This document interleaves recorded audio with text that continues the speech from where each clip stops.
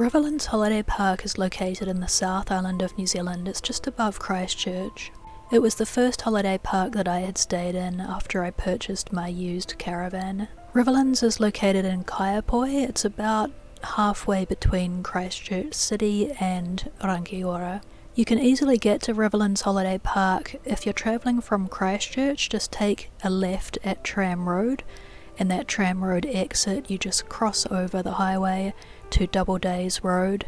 Just be really careful of that railway crossing there at the start of Doubledays Road, because there's actually no lights or signals at that railway crossing, and there's a couple of crosses there where some people have died before, so just make sure that you look left and right, because it is a freight train that crosses there, so it's pretty fast.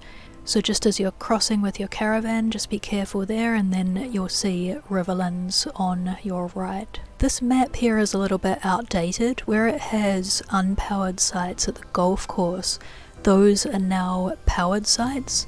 So you have some powered sites in the middle there, next to where you see dump station and laundry and kitchen, and then there's also powered sites there at the golf course. The first 2 weeks I spent at Riverlands, I was parked up at the golf course area. I've marked in yellow where I was parked, and this is the view that I had standing outside my caravan door, looking out over at the golf course.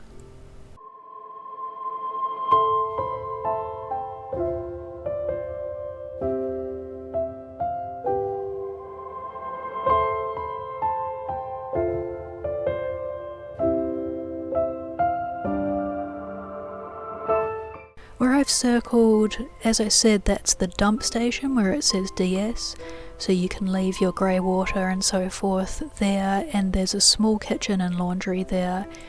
It's also very close to the powered sites where you see 81 to 87.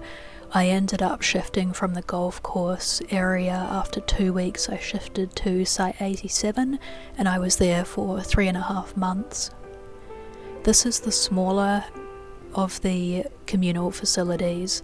There's a much larger one where you see on the map where it says TV and showers and laundry and kitchen.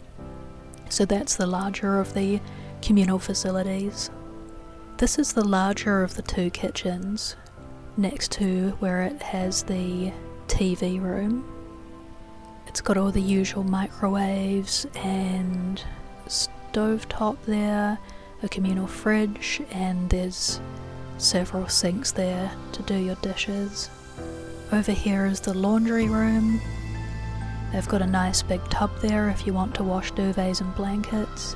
Otherwise there are 2 dryers and 3 washing machines in this particular laundry room, and then there's the other laundry room that I'll show you in a moment. Washing machines just take one $2 coin. You can get the $2 coins from the reception office.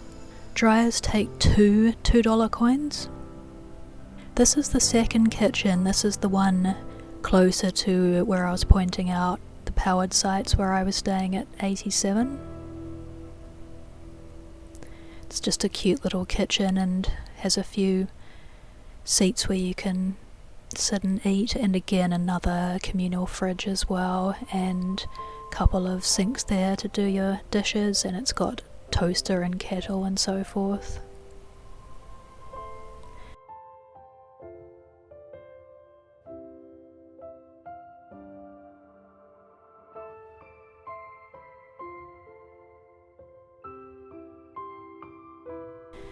This is the smaller of the laundry rooms. This here is a gas dryer. This is a very good gas dryer. You can pay $1 and it gives you 10 minutes for $1. This machine works really well, and as a result there's a pretty big line waiting for it, so if you need it, I found it's better to use it at night time when there's no line. Over here are some of the clotheslines. There are clotheslines all over the place. There's 3 there. There's plenty of clotheslines, so if it's a sunny day, I would just hang it out there. In the background you can see a lot of permanent places. I would say around probably 3/4 of the people at Riverlands are permanents. They tend to be older people who are retiring there at Riverlands, and it's a really nicely maintained park. It's really well kept with pretty gardens, and the permanent cabins there are nicely cared for. This is the bathroom. It's got 3 showers there and some toilets, and the showers are free and there's no timer either, so you can easily have a 5-minute shower or a 10-minute shower as long as you want on a cold day, and they are free.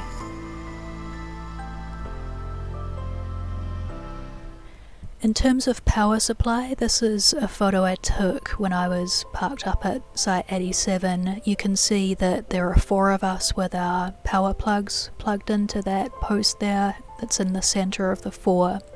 Each of us got a power plug, and on the other side you can't quite see, but there are 2 taps. And the 2 taps are shared between the 4 of you, so you just take your freshwater hose and plug it in and fill up, say, 3 days worth of water. My Caravan takes 3 days worth, so every 3 days I would just fill up again with fresh water from that tap and then unplug again so everyone else can use it. And right below the tap you will see a drain. That drain, you are allowed to use it for your grey water, so you can actually see in this photo here I've got my grey water hose leading straight from my Caravan and down into that grey water drain there. Just be aware that only these sites here have the grey water drain. The golf course ones actually don't have a grey water drain. They've got the fresh water and the power, but no grey water drain. And the water at Riverlands is potable, so you can drink straight out of the tap. So whenever I wanted to fill up my kettle or my freshwater jug, I would just walk up to that tap there and just fill it up. You don't have to go to the kitchen or anything like that, or the water is clean. Over at the golf course location, as I said, you don't get a grey water drain there, but instead you get private access to this golf house. So inside that golf house there's a kitchen and bathrooms, and there's a little TV room and dining room tables that you can sit and eat your meal at as well. And the bathrooms in there are much nicer than the rest of the campsite, so they're newer and it's a proper private bathroom area that you get for your shower.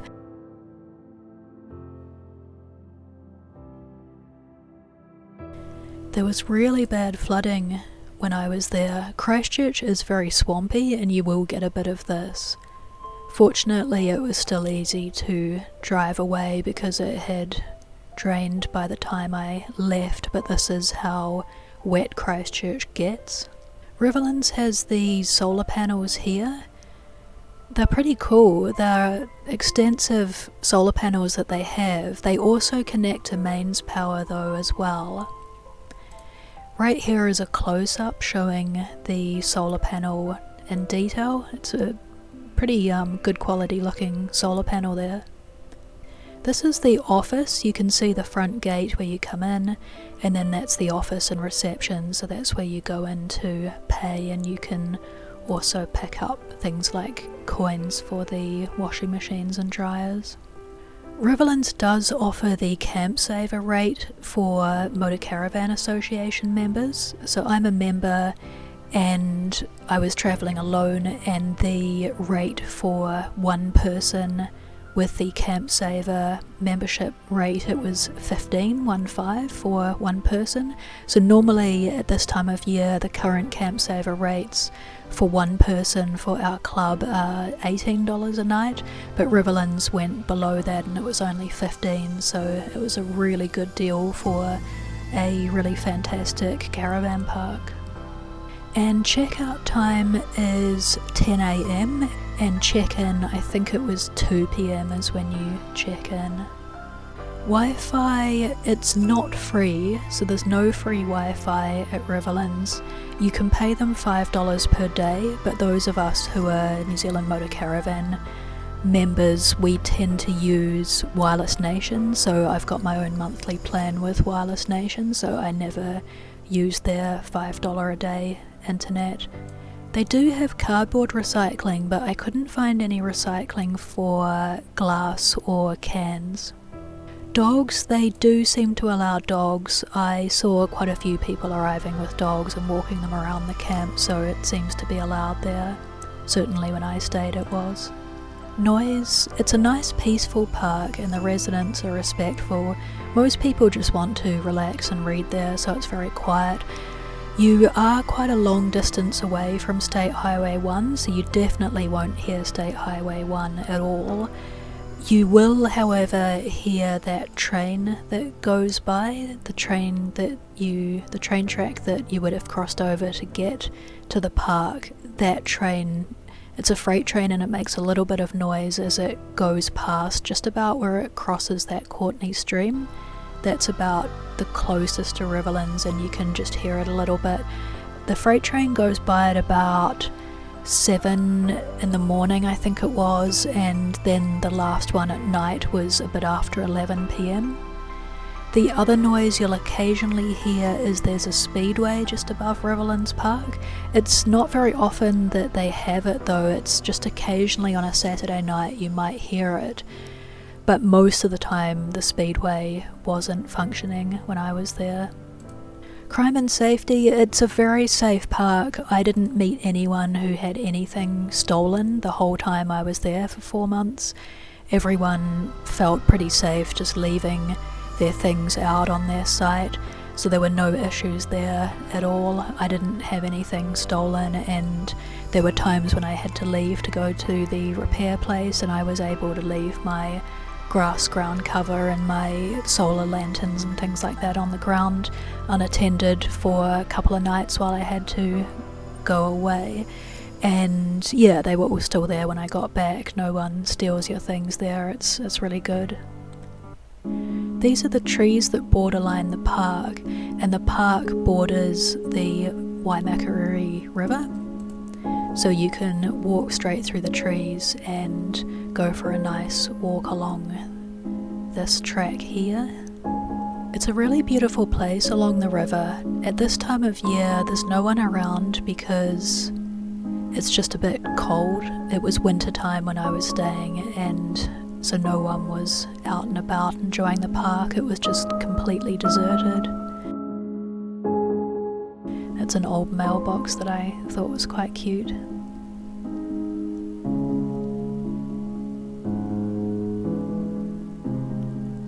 As I said, it's been really muddy and that's sort of put people off biking and hiking around through this park.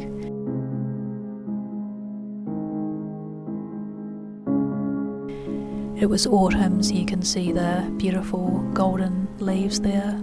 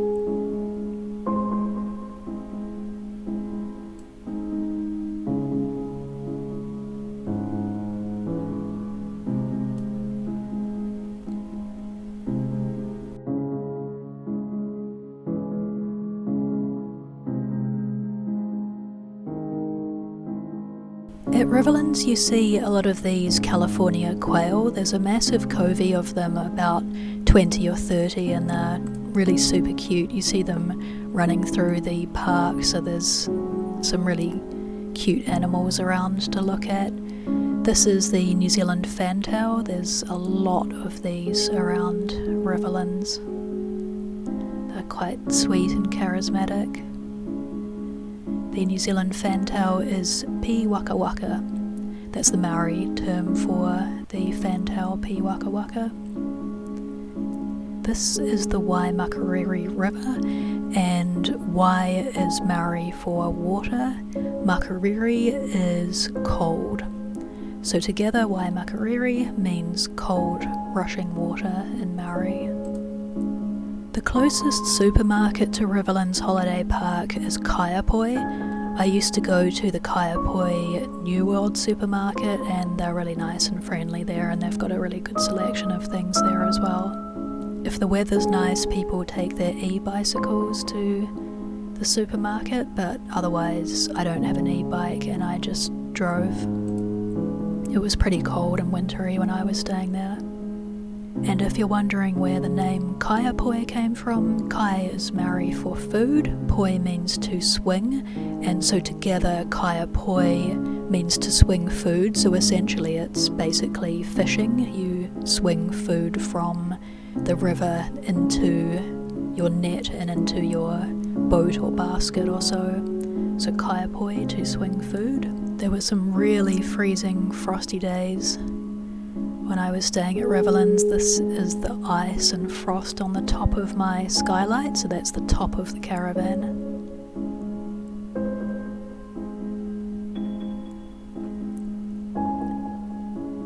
Thankfully I was nice and warm with my heater on at my powered site. That's the sunrise, so you can see the beautiful pinks and purples coming through in the sunrise.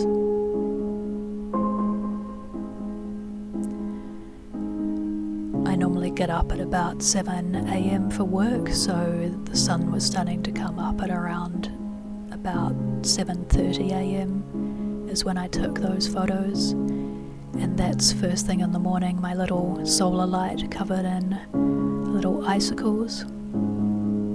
Overall it was a great park to stay in, and I really enjoyed being there for 4 months. I'd definitely go back to that park.